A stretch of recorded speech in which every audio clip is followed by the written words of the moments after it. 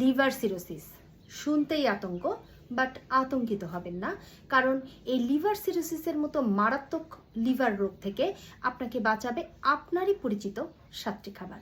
কখন খেতে হবে জেনে নিন।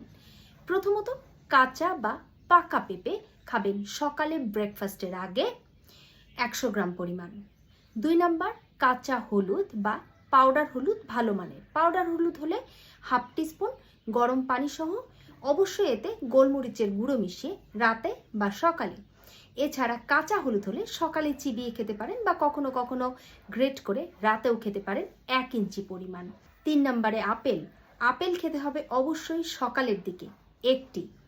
রসুন প্রথমে খোসা ছাড়িয়ে মিনিট 10 রেখে দিন, তারপরে কাঁচা বা চিবিয়ে বা গ্রেট করে বা পানিতে মিশিয়ে খেয়ে নিন সকালে। বিট খান জুস করে বা স্যালাড বানিয়ে, দুপুরে বা বিকেলের মধ্যে খাওয়ার চেষ্টা করবেন 100 গ্রাম পরিমাণ। খান আখরোট 5 থেকে 6টি, রাতে ঘুমাতে যাওয়ার সময় খাওয়া সব থেকে ভালো। লাস্ট, গ্রিন টি খাবেন দিনে 2 কাপ, সকালবেলায় খাবারের পর এবং পারলে বিকেলবেলায়, তবে কখনোই সকালে ব্রেকফাস্ট করার আগেই গ্রিন টি খাবেন না।